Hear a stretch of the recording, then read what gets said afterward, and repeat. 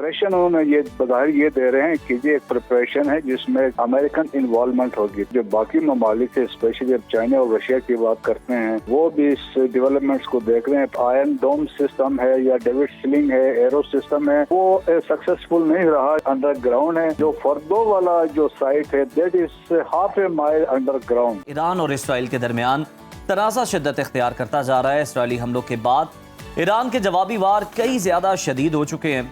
Iran ने तेल अवीव और हिफा समेत कई शहरों पर हाइपरसोनिक और फतेह 1 मिसाइलों की बारिश कर दी, जिसके नतीजे में कई अहम तंसीबात तबाह और दर्जनों अफराद हलाक हो चुके हैं। पासदारान इनकलाब ने इसराइली शहरियों को तेल अवीव खाली करने की वार्निंग दे दी और कहा है कि वो इसराइल के किसी हिस्से को भी रहने के काबिल नहीं छोड़ेंगे। इसराइल ने भी तेहरान और मगरबी ईरान पर शदीद हमले किए हैं और इन हमलों में इसराइली वज़ीर-ए-आज़म ने धमकी दी है कि ईरान के सुप्रीम लीडर को भी निशाना बनाया जा सकता है और ईरानी क़यादत का खात्मा भी तनाज़े का वाहिद हल है। इस तनाज़े में अगर देखा जाए तो एक अहम और हैरान कुन डेवलपमेंट ये है कि अमरीकी सदर डोनाल्ड ट्रंप G7 इजलास अधूरा छोड़कर हंगामी तौर पर अमरीका वापस पहुंचे, जहां पर उन्होंने सिचुएशन रूम में कौमी सलामती कौंसिल का हंगामी इजलास तलब किया। सदर ट्रंप ने ईरान से मुज़ाकरात को मुस्तरद करते हुए ये ऐलान किया है कि अब सिर्फ जोहरी प्रोग्राम के मुकम्मल खात्मे पर ही मुआहदा होगा। उनका कहना है कि वो जंग बंदी नहीं चाहते बल्कि उससे भी बेहतर नताइज की तलाश में है। उन्होंने तेहरान खाली करने की धमकी भी दी और ये दावा किया कि अमरीका ने तेहरान की फ़िज़ाई हदूद पर मुकम्मल कंट्रोल हासिल कर लिया है। ईरान लीडर की मौजूदा लोकेशन का इल्म है, अगर जरूरत पड़ी तो कार्रवाई की जाएगी, ऐसा कहना डोनाल्ड ट्रंप का, जो कि बड़ा तशवीशनाक है। ऐसी तमाम तर सूरत हाल पर बात कर लेते हैं। बहुत शुक्रिया ब्रिगेडियर साहब। इस वक्त हमारे साथ मसूद साहब मौजूद हैं, उनसे बात कर लेते हैं। सर, आपसे पहला सवाल यही है कि अगर हाइपोथेटिकल सिचुएशन देखी जाए तो मैं आपसे ये जानना चाहूंगी, अगर अमेरिका जंग में बराह रास्त कूदता है, जो इस वक्त करंट सिचुएशन बनी हुई है उस हवाले से बात करते हैं, या इसराइल को मदद देता है, दोनों सूरतों में खित्ते की सियासी और दिफाई सूरत हाल क्या होगी? जी हाँ, देखें, मेरे ख्याल में जिस तरह अभी तो जो किस्म की स्टेज सेट किया जा रहा है, जो ऑप्टिक्स पेश किए जा रहे हैं, और जिस तरह ट्रंप वहाँ से G7 की मीटिंग से आ गए थे और नेशनल सिक्योरिटी काउंसिल की मीटिंग की है, देन ही सेट की अनकंडीशनल सरेंडर होने चाहिए। फिर उन्होंने अपने जो फ्लीट्स थे, जो वियतनाम वाली साइड पर था, वो एक फ्लीट भी मूव कराया। 2 कैरियर ऑलरेडी उनके वहाँ पे थे, मिडिल ईस्ट में थे, और अबाउट 50,000 प्लस ट्रुप्स भी उनके वहाँ पे मौजूद हैं। और इस तरीके से एक देखें, फिर रिफ्यूलिंग के जहाज बहुत सारे उन्होंने मूव कराए टू मिडिल ईस्ट। तो एक इम्प्रेशन उन्होंने ये बधाई ये दे रहे हैं कि ये एक प्रिपरेशन है जिसमें एक अमेरिकन इन्वॉल्वमेंट होगी। तो ऐसा नियर फ्यूचर लाइकली तो नहीं है कि जल्दी ये होगा, क्योंकि उससे इम्प्लीकेशन उसके बड़े सीरियस होंगे। क्योंकि जो बाकी ममालिक है, स्पेशली जब चाइना और रशिया की बात करते हैं, वो भी इस डेवलपमेंट्स को देख रहे हैं। प्रेसिडेंट एक स्टेटमेंट आई है, उन्होंने कहा हम मेडिएट करने को तैयार हैं। उन्होंने यहाँ तक कहा हम जो इन्वेस्ट यूरेनियम उनको हम वहाँ से ले सकते हैं।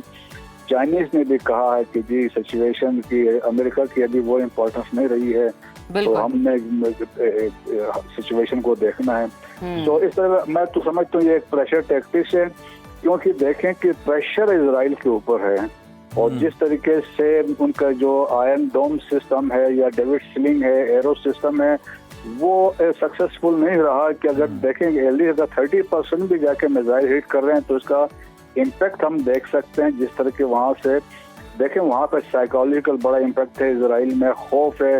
इजराइल का टोटल जो एरिया, मुल्क की जो लंबाई है 470 किलोमीटर है, और उसका विड्थ एट प्लेसेस में 15 किलोमीटर है, जहाँ मैक्सिमम 137 किलोमीटर है। 21,000 स्क्वायर किलोमीटर का इजराइल है। अगर इस तरह मिसाइलों की बारिश रही तो फिर आप देख लें कि क्या कुछ हो सकता है। इजराइल में तो नेतन्याहू की गवर्नमेंट भी कोलैप्स कर सकती है। तो ये वो एक जेस्चर से अमेरिका की तरफ से कि हम की आ रहे हैं, और फिर एक प्रेशर कर रहे हैं। बिल्कुल, और यही नुकसानात जो हैं उन्हें छुपाने के लिए सेंसरशिप को हम देख रहे हैं कि इसराइल के अंदर बहुत ज़्यादा सख्त कर दिया गया है और कोई भी इस तरह की खबर बाहर नहीं आने दी जा रही। ब्रिगेडियर साहब, हम देख रहे हैं कि अमरीकी सदर 2 दिन पहले तक तो ईरान को सालिसी की पेशकश कर रहे थे, इस पर बात कर रहे थे, मुज़ाकरात की दावत दी जा रही थी। अब वो अचानक हम देख रहे हैं मुज़ाकरात से पीछे हट गए हैं, उनके रवैये में भी बड़ी तब्दीली है। इसकी असल वजह क्या है? हालांकि ईरान की जानिब से तो कोई जवाब अमरीका को फराहम नहीं किया गया कि ताकि वो इस जंग के अंदर कूदे। ख्याल में जो प्रेशर जो इजराइल पे आ रहा है ना, जो मिसाइलों की बारिश हुई है, ये जिस तरीके से अभी फतेह तूक की बात हो रही है, जो मिसाइल जा रहे हैं हाइपरसोनिक मिसाइल हैं, और जिस तरीके से ये हिट कर रहे हैं, पहले हमने खैबर को भी देखा, इमाद मिसाइल्स को भी देखे, बदर मिसाइल को भी देखे, वो पेनिट्रेट कर चुके हैं। तो वो भी तो एनालिस्ट का ये मानना है कि एक वक्त आएगा कि Israel will become a defenceless state, क्योंकि इनके पास मिसाइल्स खत्म हो जाएंगे। क्योंकि देखें, जो आयरन डोम का कंसेप्ट है, एक मिसाइल इज वर्थ $50,000, और उस तरह की वो चीजें अभी हो भी नहीं रही है। लोगों में खौफ है। आप देखें ना, पूरा मुल्क जो है जब सायरन बजते हैं तो खाली हो जाता है, वो अंडरग्राउंड शेल्टर्स में चले जाते हैं। तो वो एक ऐसी अजीब गरीब सूरत हाल है। अभी आप देखें, वो यूज टू थे हिजबुल्ला और हमास से, कि जो इनके पास इतनी बड़ी पावर नहीं थी। अब उनको ईरान का सामना हुआ है। फिर ईरान के अपने भी मसाइल हैं। देखे, ईरान भी कहाँ तक, अभी तो क्वेश्चन है कि how long they can continue. तो अगर इनके पास जो पोटेंट फोर्स है वो मिसाइल्स हैं और ड्रोन्स हैं, तो सम एक्सटेंट इनके पास नेवल कैपेबिलिटी है, जो स्टेट ऑफ हार्मस को वो किसी सूरत में कंट्रोल कर सकते हैं। तो ये वाली डेवलपमेंट है। लेकिन मैं समझ नहीं, एक प्रेशर टैक्टिक से अगर खुदा न खास्ता अमेरिकन इन्वॉल्व होते हैं तो इसकी इम्प्लीकेशन है, क्योंकि फिर अमेरिकन, रशियन और चाइनीज भी इसमें अपने कोई शो ऑफ फोर्स कर सकते हैं, तो इसके सीरियस कॉन्सिक्वेंसेस होंगे। और फिर अमेरिकन समझते भी हैं कि इसके क्या हमारे लिए असरात हो सकते हैं। तो आप समझ लें कि ये इसीलिए कोशिश कर रहे हैं। ब्रिगेडियर साहब, अगर देखा जाए, हम सूरत हाल देखें कि अमेरिका की मुख्तलिफ ममालिक के अंदर भी इंस्टॉलेशन मौजूद हैं, फौजी अड्डे मौजूद हैं। वो कहा जाता ना, the more you have the more you lose. तो अगर दूसरे ममालिक भी इस तरह से आ जाते हैं इस जंग के अंदर, तो ऑलरेडी हम देख रहे हैं कि सदर ट्रंप का जो मकबूलियत का ग्राफ है वो अमेरिका के अंदर पहले ही नीचे चल रहा है। अगर इस तरह से अमेरिकन तनसीबात पर निशाना बनाया गया, अमेरिकन फौजियों को निशाना बनाया गया, तो फिर ट्रंप साहब की मकबूलियत का क्या होगा? लेकिन ये लोगों का अभी यही भी मानना है, जो थिंक टैंक्स हैं, कि अगर ये जंग लंबी हो जाती है, जैसे sort of war of attrition होती है, तो ये थ्रेट करेगी मसूद नेतन्याहू को, बल्कि प्रेसिडेंट ट्रंप की मकबूलियत, जिस आप कह रहे हैं कि वो भी गिरी हुई। तो जहाँ उन्होंने दावे किए थे कि मैं पीस के लिए आया हूँ, मैंने दुनिया में डील करवानी है, और उनकी इस तरह की इन्वॉल्वमेंट होती है, तो मेरे ख्याल में उसके बड़े मसाइल होंगे। अब इजराइल के लिए देखे, बड़ा मसला बना ये है कि जो उनके पॉलिटिकल ऑब्जेक्टिव से, मिलिट्री ऑब्जेक्टिव से, वो अचीव नहीं कर सके हैं। अभी इंटरनेट अटैक्स कर रहे हैं, आल्बो इसमें शक नहीं है कि एयर सुपीरियरिटी उनकी है, लेकिन जो चाहते थे डिस्ट्रक्शन ऑफ न्यूक्लियर इंस्टॉलेशन, वो कामयाब नहीं हुए। नेतान्स के जो साइट थी वहां पे पार्शियल डैमेज कर किया उन्होंने। तो लेकिन वो भी ये देखें कि 6 मीटर अंडरग्राउंड है। जो फर्दो वाला जो साइट है, that is half A mile underground.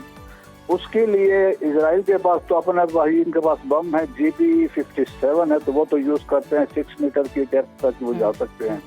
लेकिन असल वो they are looking towards America, कि अमेरिका के पास जो BLU-127B बम है, जो जाता है 61 मीटर की पेनिट्रेशन है, और ये B-52 बम्बर से ये इसको थ्रो करते हैं।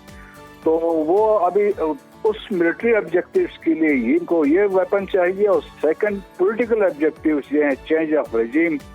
तो उसके लिए वो जिस तरह उन्होंने कहा है कि दे आर असैसिनेटिंग, आप देखें सीरीज ऑफ असैसिनेशंस हो रही हैं लीडरशिप की। अब जाके उन्होंने फिर थ्रेट किया कि जी रहबर को भी हम टारगेट कर सकते हैं। तो साहब, ये ईरान में रजीम चेंज की जो तजावीज़ हैं अब खुलकर सामने आ रही है, और इसराइल भी ये दावा कर रहा है कि जैसे ही अंदरूनी रुकावटें ख़त्म होंगी तो ईरान के अंदर से बहुत सारे लोग हुकूमत की मुखालफत करते नजर आएंगे। इस पर क्या कहेंगे? देखें, ऐसा नहीं है, लेकिन एक बात यकीनन जब इस तरह के वाक़यात होते हैं तो कौमें मुत्तहिद होती हैं। जिस तरह आपने देखा यहाँ पाकिस्तान में भी सियासी इख्तलाफात थे, लेकिन जब इंडिया की बात आई तो पूरी कौम मुत्तहिद हो गई थी। ईरान में भी देखें, ईरान की भी बड़ी एक हिस्ट्री है, एक सिविलाइजेशन है, तो इतने आसानी इख्तलाफात यकीनन वहाँ पे ग्रुप्स हैं, मुजाहिदीन खल्क है, रज़ा शाह पहलवी की जो फैमिली बाहर बैठी हुई है, दर एक्टिवली इन्वॉल्व इस तरीके से हैं। फिर अंदर से मोसाद की बहुत सख्त पेनिट्रेशन है लोगों में, तो वो एक फैक्टर है। लेकिन वो मेजॉरिटी में नहीं, मेजॉरिटी स्टिल जो है अभी वो रहबर के पीछे खड़ी है। तो लेकिन हाथुल इम्कान देखे अल्टीमेट कोशिश, बिल्कुल हम देख रहे हैं ब्रिगेडियर साहब के वेस्ट जिनको इस्तेमाल कर रहा है, रज़ा शाह पहलवी के साहबजादे का भी आपने जिक्र किया, लेकिन मेजॉरिटी उनके पास नहीं है। दूसरों का जो एजेंडा है वो टो करते हुए दिखाई दे रहे हैं।